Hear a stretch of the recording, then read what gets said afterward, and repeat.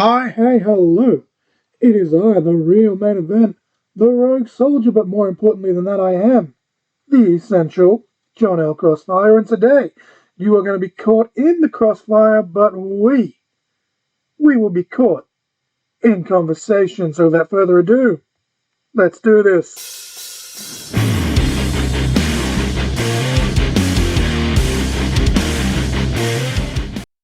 Hello, one and all, and welcome to episode 11 of the podcast. I've just had a caramel latte. Hasn't hit me yet, so hopefully it doesn't hit me too bad. Otherwise, I'll be talking way too fast, and we all know that I have a very bad habit of doing that.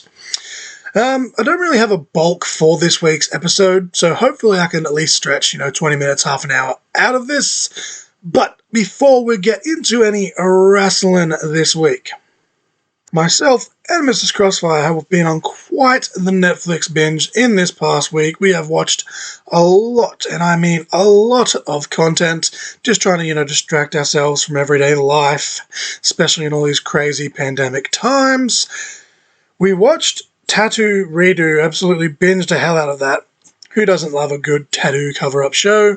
Now, this is a Netflix original series. Unfortunately, there is only 6 episodes in this first season, so I'm crossing all my fingers and toes that we do get more of this. It reminds me a lot of Tattoo Nightmares, if you've ever seen that show. That's probably my favorite tattoo-related show. So if you're into that kind of thing, I would definitely recommend that you go check that out. Some super crazy, awesome art displayed with the cover-up.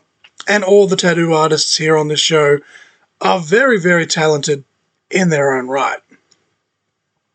We also watched Season 3 of Car Masters, Rust to Riches, which of course is the crew from Gotham Garage. Again, another Netflix original. Nice little pattern going on here for you all. They uploaded all 8 episodes of the 3rd season in one go. Now, for those that haven't seen Car Masters at all, it's basically like Pimp My Ride or a West Coast Customs, only way cooler, in my opinion. We got through it in, I think, 2 days, maybe a day and a half, depending on how you look at it, between, my work and stuff like that. And again, if you're into that type of creativity, go check it out. Watching it just made me want to go back and play the old Need for Speed Underground games for PS2. Still waiting for a remaster on that, as is everyone, ever. But yeah, it's a super cool show. Definitely go check that out. There's another Netflix original series called Sexy Beasts. Now, this was absolute 100% trash reality TV, and guess what? I enjoyed every goddamn second of it. Sue me. So basically, it's just it's a blind date concept show, except they take that super literally with the contestants, I guess that's what you'd call them, are covered in special effects makeup, as well as in, various different types of, animal costumes, monster costumes, whatever. And no, this isn't a furry show, which is what it looks like at first glance. I mean, look, if that's what you're into, you do you. I ain't going to judge anyone. As long as you ain't hurting anyone, well, that's fine. Whatever, I don't care. But that's not what we're dealing with here. Definitely not what we're dealing with here. So basically, everyone gets to know the personalities and the inner beauty. This is where I'd insert a rainbow sound effect, or not sound effect, but you know what I mean. But if you're into that kind of trash TV, definitely check it out. It was a bit of a guilty pleasure for both myself and Mrs. Crossfire, and in all honesty, I definitely want more of it. There is another new singing/karaoke show on Netflix, and I know, you're probably thinking, we have enough damn talent shows, let alone singing-specific ones, and you're right. But the kicker in this one, however, was that while all the contestants have, somewhat great voices, it's actually based on not who can cover the songs, the best to make it their own, but it's actually who can more accurately match the original artist with their vocal notes in terms of, hitting the right pitch and such, which is, it's a kind of nice little cool spin on things. And of course, this is called Sing On, by the way. It is hosted by Titus Burgess. Of course, he was known as Titus Andromedon, I believe I pronounced that correctly, on the Unbreakable Kimmy Smith series, which was also on Netflix a few years ago. If you haven't checked that one out for whatever reason, then get all over that as well, because I was absolutely obsessed with that show. Did get a bit silly towards the end, but Titus definitely stole the show of that entire show, in my opinion, being Kimmy Smith. And the fact that he's the host here for Sing On just makes it that much better. He just has so much charisma. And I honestly feel like for all the success that he has had, I feel like he should still be so much bigger than he is. Like I've talked here before about how like Jack Black just spews charisma without even trying. Titus, in my opinion, is like 3 Jack Blacks. Like he's go, go, go. Like everything he touches is just amazing. So yeah, go check out Sing On. There's only 8 episodes. And I'm sounding like a crack record here, but just give me more. Give me more, please. The big one that we watched, though, that we really, really enjoyed was Sick Note. It's been out for a few years, so it's about damn time that I finally watch it, but Mrs. Crossfire hadn't seen it either, so it's awesome. Got to see it for the first time together. Now, this stars Rupert Grint, who, of course, is known for Harry Potter fame as Ron Weasley. Red hair and a hand-me-down robe. You must be a Weasley. Anyway, I loved this show because he's actually a super talented actor, and he got to really show his range that, in my opinion, he actually got to show more range in this than he did throughout the Harry Potter franchise. It co-stars Nick Frost, who is a very successful actor in his own right, especially in terms of comedy roles. He actually plays the father of WWE superstar Paige in the movie adaptation of Fighting With My Family, if you want to bring it back to professional wrestling here. And side note, Florence Pugh, who actually played Paige in that same movie, absolutely killed it as Yelena in the Black Widow film. Of course, the sister of Black Widow herself. Myself and Mrs. Crossfire thoroughly enjoyed the Black Widow film. We watched it about 2 weeks ago. I can't remember if I mentioned it on the pod or not. And of course, this actually was before all the Scarlett Johansson suing Disney business. We're actually 100% Team ScarJo on this one. Like, I love Disney, but they have been known to be very shady over the years, and this is very shady on their part, in my opinion. According to the tabloids, actually, Emma Stone is actually weighing up her options, considering suing Disney herself. And honestly, maybe rightfully so. And of course, for those that weren't aware, it was due to missed out royalties. And people can just say, well, X amount is nothing to them, because they're actors, they're famous, they've got riches. But if you want to look at it like that, Disney has more than both of them combined, so it's nothing to them. It's just like professional wrestling or hell, any industry ever. Just pay your damn employers. Speaking of Disney, though, the latest episode of Monsters at Work provided much nostalgia with a nice little return from the original films. I want to make a reference here, but it'd be way too much of an obvious spoiler. Of course, if I've got Choose a Friend on Facebook, you would have seen my cover photo, and that's a spoiler in itself. Sorry. And then speaking of Disney, also, the first episode of Marvel's animated What If series finally dropped, and it was What If Agent Carter became a super soldier. Essentially, you've got Captain Carter instead of Steve Rogers becoming Captain America. Now, there's been a lot of complaints online about the audio being out of sync from the lip movement, but I only noticed it a handful of times. Both myself and Mrs. Crossfire thoroughly enjoyed it. It was a fun way to kill half an hour. The animation itself was very video game-esque in some aspects, especially to like the Telltale series type games if you've played them, which I personally greatly appreciated. But anyways, back to Sick Note. This pod will never not be all over the place. My bad. Sorry, not sorry.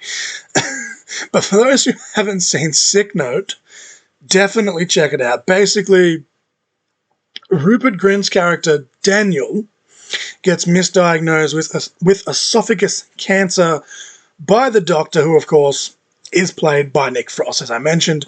And the whole premise of this series is that Daniel and the doctor must pretend like he actually does have the illness for various, different reasons. I know that cancer can be a touchy subject for some. Like, I myself have experienced it way too many times. I mean, the majority of the deaths in my family, and there has been a lot over the years, have been from some sort of cancer, including, obviously, my father as well. This episode actually drops on the anniversary of my father's passing, so if this episode feels half-assed, I do apologize in advance, and I apologize if I come across as, distant on social media. Nothing personal, but back to Sick Note again. It's a very dark humor at times, so if you're not a fan of that type of stuff, then, trigger warning. But if you are, then much like the other shows I mentioned on this list already, definitely go check it out. There is a funny blooper in there somewhere. I think it was like the 3rd or 4th episode of the 1st season, I think. But anyway, Daniel, of course, Rupert Grint's character, that's the caffeine kicking in there. He's playing his PS4, and Mrs. Crossfire pointed out to me that the controller isn't actually turned on. Like, it's just a little thing, but gave us both a little chuckle. Lindsay Lohan comes into it in the 2nd season as a reoccurring character. That was super, super random. I never actually saw any announcements of her, being in it when season 2 did drop in 2019, but here we are, she's in it. She does a great job of the character that she plays. We binged both seasons, again, in 2 days, with the exception of the very first episode. These are just 20-ish minute episodes, so they're very easy to get through. There's only 6 episodes in Season 1 and 8 episodes in Season 2, and yet in 20-minute intervals, there is still so many twists and turns. Like, Mrs. Crossfire, looked away for, 2 seconds, and she'd miss, a massive plot point. But yeah, in all honesty, it's a super over-the-top show. Honestly, it's absolutely outrageous at times, but this is definitely the highlight of all the shows that we have watched in this past week. We are definitely, we being Mrs. Crossfire and I, definitely holding out hope for a 3rd season. But yeah, go check out Sick Note for sure. And we also, just as a little interval, last night before I recorded this, we checked out this season of The Voice Australia. The first 3 episodes, of course, are already up. And there was an absolutely amazing cover of Land Down Under by Drew Walker. She's a very talented young lady, and I definitely cannot wait to hear what else she can do with her voice. That's kind of a bit of a spoiler if you haven't, watched it. She did get through, but just that cover alone was just fucking wow. It was that mwah. It was that chef's kiss. Seriously, if you have no interest in those type of shows, just go on YouTube or something and just find that cover, because just freaking wow, man. Just wow. In wrestling, after that little Netflix rant, in wrestling, over on Impact, Chris Bay has finally officially joined the Bullet Club, and I've already, fantasy booked Chris Bay versus Robbie Eagles for the IWGP Junior Heavyweight Championship in my head. Either Impact or New Japan needs to make that happen ASAP for the love of wrestling. Regardless, it is super cool, and I'm loving the Chris Bay themed Bullet Club t-shirts. It's a shame that all the dirt sheets kind of posted the spoiler to this, happening about a month ago with no warning at that. So it was just kind of, boom, Chris Bay joins the Bullet Club, and I've been holding out for the last month, and I was kind of salty and didn't care, and then, I watched that actually happen, and I was like, okay, it's still pretty cool. It's Chris Bay. Can't go wrong with him. He's a super fucking talented dude. Sami Callihan and Eddie Edwards had absolutely great chemistry, as always, in the 6-man tag that they had this week. Of course, it'll be last week when this airs, as always. But I really want to see these two become a proper tag team, especially, given their history. They've both been world champions. They've Eddie, obviously multi-time tag team champion. Sammy obviously had the OVE faction. But I'd like, to have these two kind of come together, even if it's only for a few months, and not necessarily, win the tag title, but at least be in the tag division to help boost some of, the younger guys up. Be kind of cool. Over on NXT UK, they have announced a number one contenders tournament for the NXT Heritage Cup. As always, I do love me a good tournament. I'm hoping that Nathan Fraser, formerly Ben Carter, comes out the victor in this tournament. But I do think, prediction-wise, I think Noam Dar gets the win, or Wolfgang of Gallus. Those are my two picks, but I really, really want it to be Nathan Fraser. He's a super talented dude. But regardless, I'm expecting the tournament to be a wait for it. Banger! We kick off the tournament this week with Noam Dar versus Mark Andrews, which kind of was let down by this match in a way, but I think it's just because I made my expectations too high. If you look at what they did within the story of the rounds, they did have good psychology there, but there was a couple of times where Mark Andrews, he was meant to be selling the left knee, and he went to the right, but that's just me being nitpicky. It was still a good match. Over on Ring of Honor. Now, last week, Miranda Alizé, I keep calling her Miranda Elise, my bad.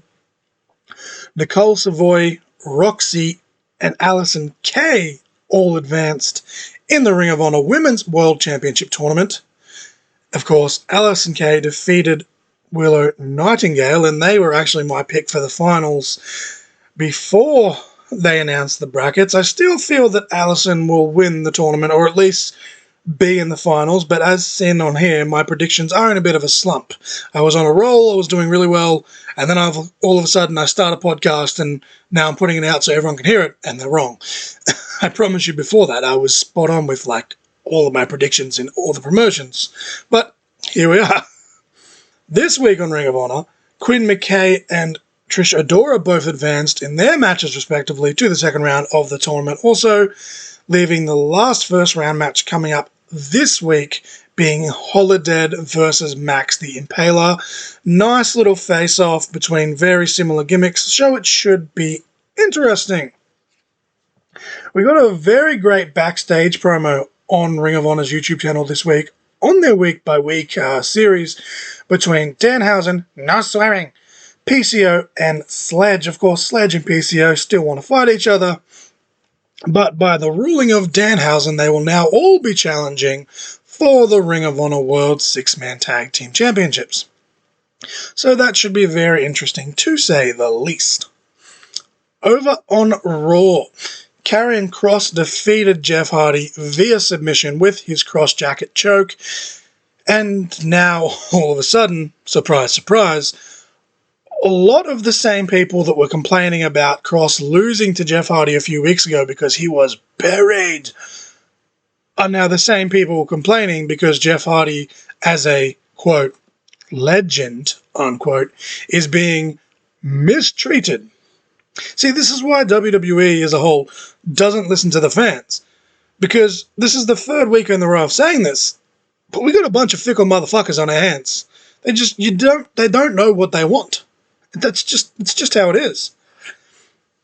Randy Orton returned on Raw, hit Matt Riddle with an RKO, leading to speculation that the teaming of RK Bro is over, bro. I still think that they will find a way to team at SummerSlam and eventually defeat, actually, AJ and Omos, or Omos, however you say it. AJ has an accent, so he always says it funny. But yeah, AJ and Omos for the Raw Tag Team Championships at SummerSlam, just to drag out the eventual feud. We'll have to wait and see. But I could easily see the one-on-one match between Randy Orton and Matt Riddle being stretched out until WrestleMania, where they finally face off. Again, long-term booking is always very good when executed properly. This is one that they could do it with, so I'm just hoping and praying that they don't drop the ball on it. They did kind of do like a hug it out segment with John Cena in the dark segment after the show went off the air, so that may be a hint of things to come. maybe not. But again, we're just going to have to wait and see. On NXT, Odyssey Jones defeated Trey Baxter to advance into the finals of the NXT Breakout Tournament. He's going to face the winner of next week's match, which is Carmelo Hayes versus Duke Hudson. I am kind of bummed because I was predicting Carmelo Hayes versus Trey Baxter. Again, my predictions are in a slump. Regardless, I do hope that Carmelo Hayes topples Duke Hudson next week. With all due respect to my fellow Australian in Duke Hudson, formerly Elliot Sexton, I'm still picking Carmelo to win it all, but we're just going to have to wait and see. A battle of the big men with Odyssey Jones and Duke Hudson would be great, but it's too predictable in my opinion. But at the same time, sometimes there's nothing wrong with things being predictable. There's a win-win regardless of however the end of this tournament goes, in my opinion. The index segments did not disappoint, of course. Indy Hartwell, Dexter Lumis, their love just can't be stopped. The first one was very bad boy-esque, and WWE on Fox actually posted a meme on the social medias about that. You know, make me go chitty chitty bang bang. If you've seen the movie, you'll get which scene I'm talking about. This is great. And the restaurant scene where Indy busted Johnny and Candice spying on her and Dexter, as cheesy as it was, had me giggling like a sumbitch. And then in the third segment of the night, Johnny was pretending to be a waiter and accidentally pie-faced Dexter Lumis with the cake, popped the shit out of me, even though, you saw it coming from a mile away. But it was just great slapstick comedy, in my opinion. Adam Cole and Kyle O'Reilly were made official for a 2 out of 3 falls match at TakeOver 36, but each fall has a stipulation. So essentially, it's your old school 3 stages of hell match. The first fall will be a regular match. Second fall will be a street fight. And the third fall, if necessary, will be a steel cage match by order of General Manager Mr. Eagle. Much like the Cole versus Gargano feud, which I actually predicted on here. So yay, a prediction that came right. Fingers crossed that it will be the weapon field cage as well, just like that Cole versus Gargano feud. They had a video package for the upcoming Samoa Joe versus Karrion Kross match at TakeOver 36 that was just absolutely phenomenal. Got me even more hyped for that match, as if I wasn't hyped enough as it is. All in all, though, this week's episode of NXT, it kind of fell meh, to be honest. Like, it kind of just fell a little bit flat. And maybe that's me being sour due to all the released talent who are usually on the show being missing, and I'll be covering that in a moment. But it's just going to be interesting to see where the product goes after TakeOver. Over on AEW, Christian Cage was announced as the #1 contender for Kenny Omega's AEW World Championship at AEW's All Out pay-per-view in September. But before that, they will face off on the debut episode of AEW Rampage for the Impact World Championship, which will have aired yesterday when this episode originally drops. Keen AF as fuck for that. My prediction is, and might be a bold one, but I think Christian beats Kenny, holds it to Bound for Glory where he goes into the Hall of Fame, and then drops it to either Sami Callihan or Eddie Edwards. Again, it's already aired by the time this podcast is uploaded, so we'll see whether or not I'm right. I'm probably wrong, but that's my little fantasy booking of that anyway. The song of the week this week is Thank You for Hating Me by Citizen Soldier. Yet another drop in their Fight the Good Fight project. Slaps pretty hard, dare I say it, it's a banger. As always, if you or someone you love, you are struggling with mental health, please reach out and ask for help. It's okay to not be okay. And now for the wrestling news. And at this point, I feel like I should just change this part of the podcast to just who's been released. Because here we go yet again. Here I go again on my own. There was a cull of talent again by WWE this past week, specifically on the NXT brand, as I just mentioned. And some of them, I just can't wrap my head around. Like, if this was a professional podcast, this is probably where I'd, cue up the music and you'd get like, who could it be now? I should have made that the song of the week just for a gag. Like I've said before, business is business, but the alarming rate and quantity of the releases that are happening, it's honestly just the worst it's ever been. And you could look at it as there is more talented wrestlers in this day and age too, but it sucks seeing people lose their jobs essentially regardless.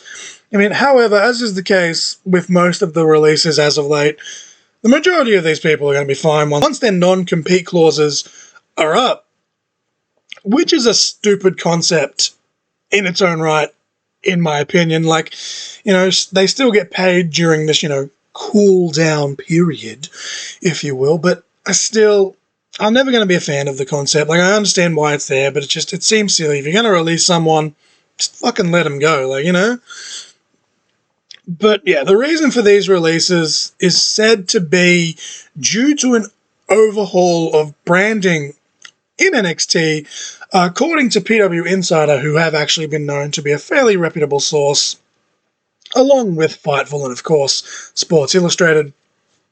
NXT will reportedly be getting a new logo and a change of lighting in the production starting very soon. Some hints, that it may be as soon as after TakeOver or even TakeOver itself.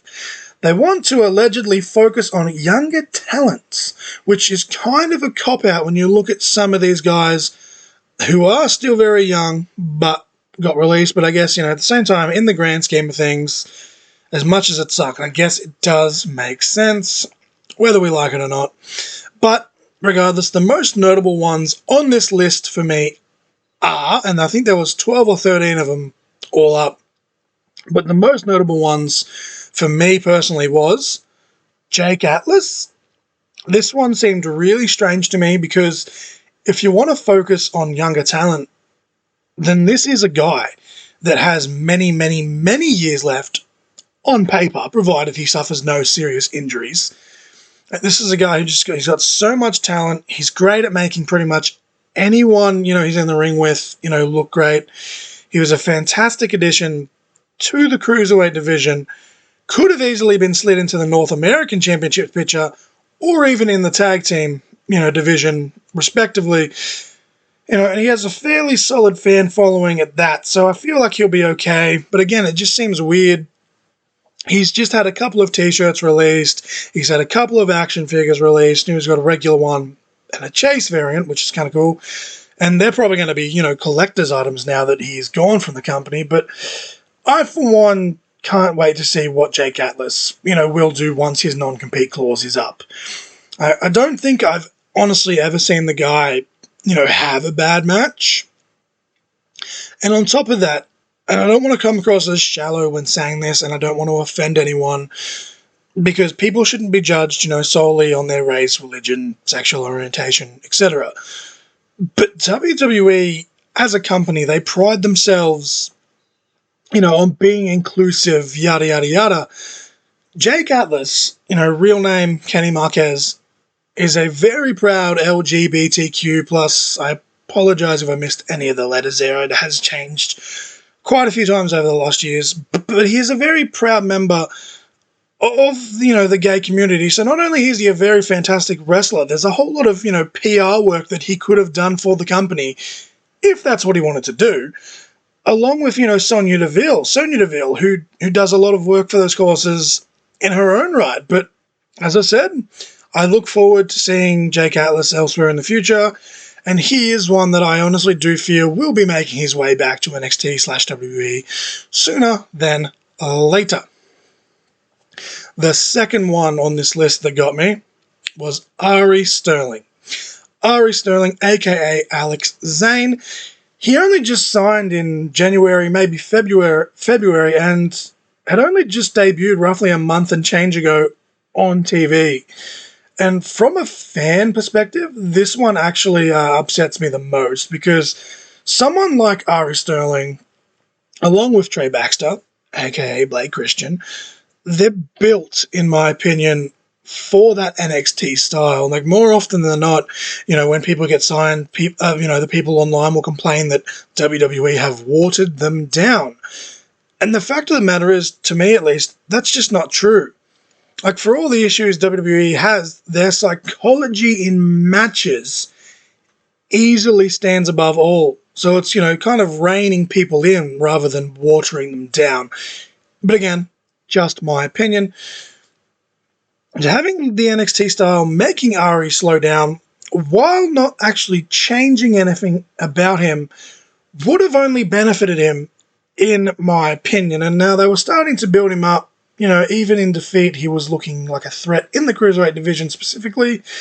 And in fact, his last match, that he just had was actually a loss in a non-title match via submission against the current Cruiserweight champion Kushida in the main event of 205 Live. And I know, not many people, as, at least the amount of people that used to watch the show watch it now, but still, he's still in the main event of the show. And still looked very impressive in the match regardless, despite taking the L. The kicker for me was that he was released the same day that this match aired. Although I am really excited because he has already announced a couple of dates once his non-compete clause ends, where he will be returning in the next couple of months as Alex Zane. And he's one of those guys that I feel he's going to have a chip on his shoulder, and it's going to drive him to work even harder than he already did on the indies in the first place, which is what got him signed. So I'm super excited for that, as I'm straight up, I'm a mark for Alex Zane. And I can see him going pretty much, anywhere in the world, in any company. So it's going to be interesting to see where he does eventually land. The third one on this list was Asher Hale. And I will be completely honest here, I didn't actually know who he was until he signed with WWE. He was going by the name of Anthony Henry. However, once, he did debut on WWE screens, he made almost an instant impression to me. He was just starting to build a bit of momentum, with the NXT/205 live fans, and just like Ari Sterling, almost right on cue, he gets released. It's really disappointing because a lot of, the guys that have been released in the last few months have been part of the Cruiserweight division, and it's kind of sad to see just where the Cruiserweight division is at the moment. After the way they made the, Cruiserweight division seem like a semi-big deal a few years ago. Now, granted, it is hard to have a Cruiserweight division when so many wrestlers, nowadays, they already fall into that category by default. So it makes you wonder, why aren't they competing for that title? But I guess it is just what it is. And I will be keeping my eye out for Anthony Henry / Asher Hale on the indies, and hopefully he can continue to grow. The fourth one on this list was Mercedes Martinez. And this one actually did make me a little mad. And again, I'm going to keep sounding like a crack record here, but she will be fine on the indies or in any other company. The kicker for me was, though, she went up to the main roster. They made her a part of Retribution. They've randomly decided against it, took her back to NXT. They made a big deal out of her return to NXT. Then she gets a concussion from Xia Li, and then they just decide to let her go. It just blows my mind. Like, it took the woman 20 years to get signed by WWE, 20 years of, blood, sweat, and tears literally all around, the country and some other parts of the world. I just don't get it. Like, how many young wrestlers in the NXT roster, especially on the women's division side of things, could have benefited having a journey, well, Joe almost said journeyman, but a journeywoman on the roster. Like, the amount of knowledge that she could have imparted on them, the amount of advice that she could have imparted on them, it just seems super strange to me. And the next one on this list, number 5 on this list, is in the same boat, and that's Bobby Fish. Many that know me know that I am far from being a fan of Bobby Fish. Ever since keeping up with Ring of Honor on a consistent basis since about 2014, 2015, there was just something about Bobby Fish that I just haven't been able to connect with him. I did always love the pairing of him being Bobby Fish, and Kyle O'Reilly as a tag team, though, especially in Ring of Honor and the Indies as Red Dragon, but obviously, in NXT as the Undisputed Era as well. He's kind of like in the Davey Richards category for me, which I've discussed on here before. My gripe here with Bobby Fish, though, is, look, if the age thing is really the issue, then it's understandable to a point, like, he's mid-40s, whatever. But again, this is someone who's traveled, the country, traveled the world for years, been around some of the best talent, in some of the best locker rooms. He's a multi-time champion, both singles and tag, again, across different promotions. So if you're not going to have him as a wrestler, imagine him as a coach. Or the big one, that being completely open-minded, even though I'm not personally a fan of the guy. Like, you look at how talented he is. He's an absolute technician. His style alone makes for a great producer, in my opinion. Like, imagine all the young guys and girls that, they want to do all this cool shit. Someone like Bobby Fish can show them, educate them where to put it, what to take out, especially helping guys with their tag team matches, specifically. I just feel Bobby Fish fits into that producer role to absolute perfection, and that's something for me, especially if you look at it from a budget cut standpoint, that's something to me that's definitely worth its money, because you can boost up so many different talent. I don't get it. And on top of all of that, they were looking to be building a feud with Roderick Strong and Bobby Fish on TV, and then they just had one throwaway match. Roddy gets the win, and then Fish is gone. In the words of Ace Ventura, well, alrighty then. It just seems like... Wait, was that Ace Ventura that Jim Carrey made that reference?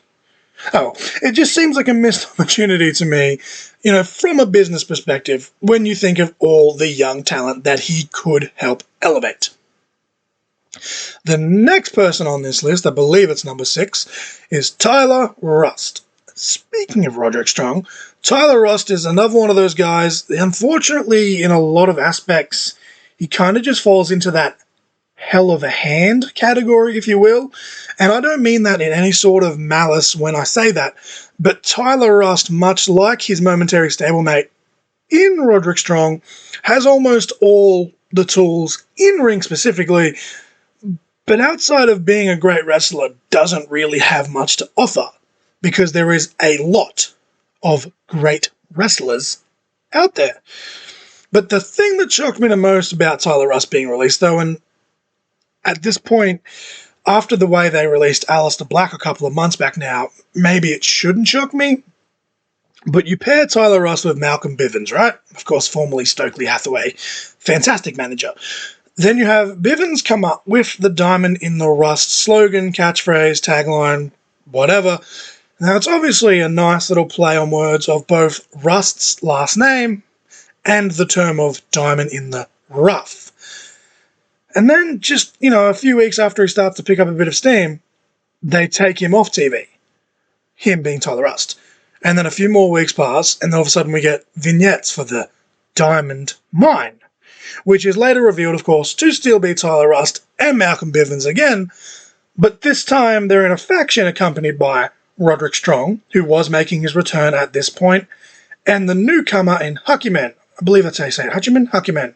Very quickly, though, it became apparent, that Roderick Strong was going to be the main, factor of this, and almost the pseudo-leader, if Malcolm Bivens wasn't the manager sort of thing, which does make sense, to a point. Strong, by default, was kind of the weak link of the Undisputed Era, and that's nothing on him. That's just the way that he was slotted in there. So it is a step up for him to kind of, have his own faction. The team name, though, at the end of the day, is still a play on the original catchphrase that Malcolm Bivens came up with for Tyler Rust, which would lead you to believe, you'd assume, you'd make an ass out of you and me, that there were long-term plans for Tyler Rust. But here we are. And now I'm sure he's going to kill it on the indies. His unique style could make for a great addition for TNA, or I should say Impact's X Division. And I, for one, would definitely not be opposed to see him in the X Division in the near future. The next one on this list is Leon Ruff. Now, Leon Ruff is a guy that he is the perfect organic, that's the important part, organic underdog babyface. Now, I would have actually loved to see a tag team with Leon Ruff and Drake Maverick, who also falls into the same category. Now, Leon has a very solid fan following, even after only being used as enhancement talent for the most part. Again, organic underdog babyface. Much like a Spike Dudley or hell, even a Rey Mysterio. Leon Ruff, he had a short run where he won the NXT North American Championship, which was very positively received by the NXT fans. He went on to have a nice little feud with Johnny Gargano and Damian Priest. And then, as happens far too often in professional wrestling, especially in WWE and their affiliate brands, upon dropping the NXT North American Championship, the dude just pretty much disappeared off the face of the earth, in terms of TV. And then, he went back to being enhancement talent on the couple of, appearances that he did have. And then this week on 205 Live, and again, of course, as I said last week when this drops, Leon Ruff makes his return to the ring after 3 months of just sitting on the sidelines, defeats Grayson Waller, and I get it, that was just because it was carrying on the story of, Waller losing his confidence after, having his win streak broken. That's fine. But then the match, this match was recorded on the Tuesday that NXT airs, as all, 205 Live matches are. They're recorded, the same day as NXT on a weekly basis. Wednesday for us Aussies here because time zones. And much like Ari Sterling, who, as I mentioned, faced, the Cruiserweight champion Kushida in the main event of this same episode of 205 Live, this episode aired the day of him being released. It airs after SmackDown each week. So all of these announcements were actually made before the show was even uploaded to the WWE Network. Just 3 days after it was even recorded. Like, what the fuck? And they did the same thing to, Anthony Green as well, obviously known as August Gray in his short stint in NXT. So again, maybe I shouldn't be shocked, but I am. I just don't understand it. I really don't. And obviously many former champions, in WWE have been released over time, but when you look at the landscape of NXT specifically, it's such a smaller pond, and there've only been a handful of champions as it is, especially with the North American Championship. It's just, you have a young talent with a strong following, and then you can't, you can make anyone look good due to his size. That's a negative that can easily be turned into a positive. And then you throw in the aspect that he is, as I stated multiple times already, a former champion at that. It's a very big mistake, in my opinion, but I wish Leon Ruff nothing but the best in his future. The last one on this list that was the biggest shock out of all of them, in my opinion, yet again another former North American champion. Hell, this guy is the most recent champion before the current champion in Isaiah Swerve Scott, is Bronson Reed. Known as Jonah Rock on the independents, he made a massive impact all around Australia and then eventually the world, making waves on the American independents with strong showings, most notably in PWG.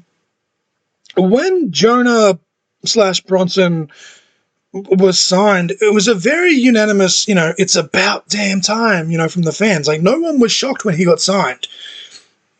So basically, I was asleep. I slept until about midday because, many people know I work night shift. I wake up and Bronson was the first name I saw out of the full list. And as I mentioned before, there's about 12, 13 people. I walked straight out to Mrs. Crossfire and I'm like, did you see this shit? Like, just fucking wow. It just came so super left field. Okay, now Bronson made his debut in NXT as part of the first NXT Breakout tournament that they held, And he went on to have quite the run. I mean, he shined like crazy in the North American Championship ladder match that he was a part of at one of the TakeOver events. I can't remember which one exactly it was. I should have probably looked into that. But he was wearing, he wore that the Bam Bam Bigelow inspired gear that they actually just turned into an action figure. So that's still pretty cool for him. And all in all, in such a short amount of time, he realistically did tick off some bucket list items. I mean, he had a couple of shirts on WWEshop.com, an action figure, as I just said, and as it stands right now, he is most likely still going to make it into the WWE 2K22 video game later this year. So again, all in all, for the short amount of time that he was there, you could still consider it a success, but it's just such a silly move on their part. Like, prior to losing the NXT North American Championship, Bronson had matches on WWE Main Event, and then even after losing the North American Championship, he had a great match against Adam Cole where they made him look like an absolute monster, even in defeat, and they teased Bronson versus Samoa Joe. Fast forward a couple weeks from that, and now he's released. So, trademark crack record here, but I don't understand. I really fucking don't understand. Now, he's since announced that Jonah is back. Of course, Jonah Rock. I think he's just going by just Jonah now, in all capitals, as many people that get released do. But the King of Monsters has awoken from the craziest dream, and he's going to be everyone else's nightmare.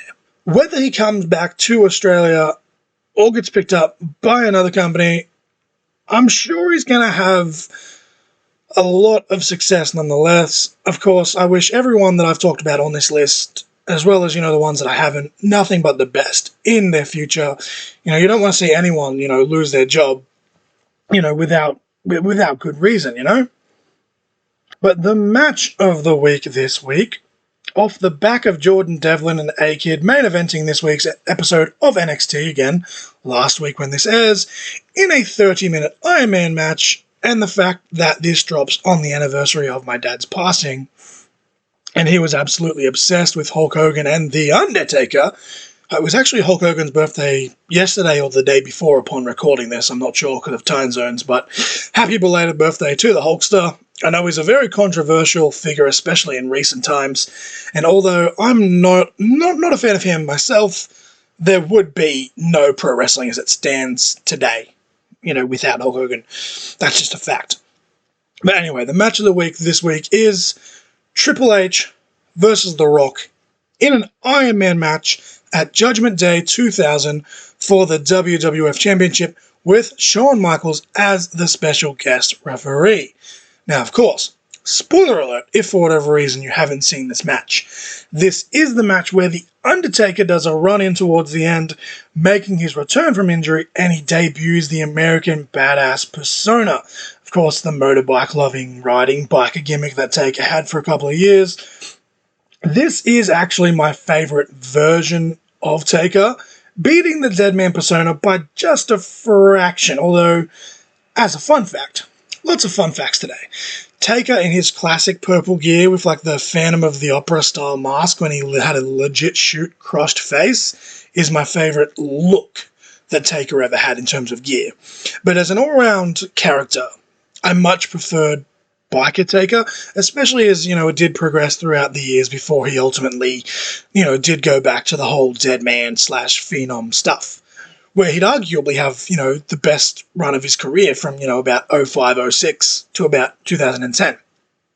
Now, of course, I may be biased due to my obsession growing up with motorbikes, especially, Harleys and choppers, though subsequently, subconsciously, that's, probably my dad's influence, rubbing off on me due to his love of bikes.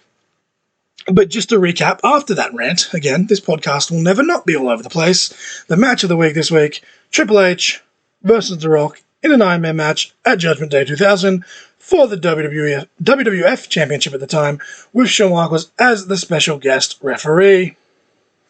And that will bring me to a close for this week's episode. I actually talked longer than I was expecting, so that's an A+, 2 thumbs up to myself. I was actually thinking about doing a, predictions preview kind of, portion, but there's just that much wrestling coming up in the next week or so that I just couldn't decide which event to do. WWE has SummerSlam and NXT TakeOver 36. Warrior Wrestling has their third night of the Stadium Series. Ring of Honor has Glory by Honor, which is a 2-night event.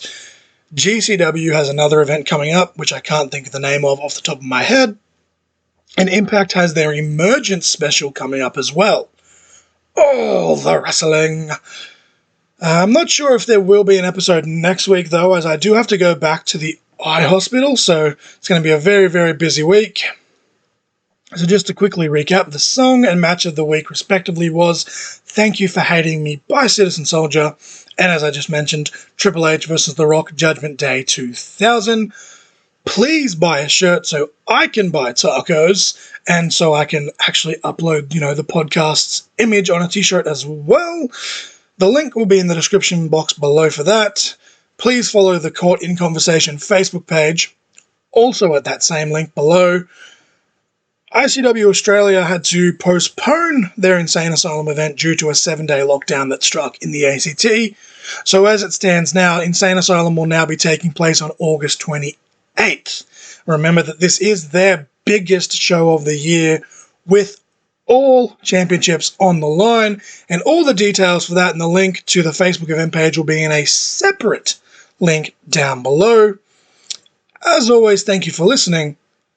I am the Essential John Crossfile, and to you, yes you lovely human you, were just caught in conversation.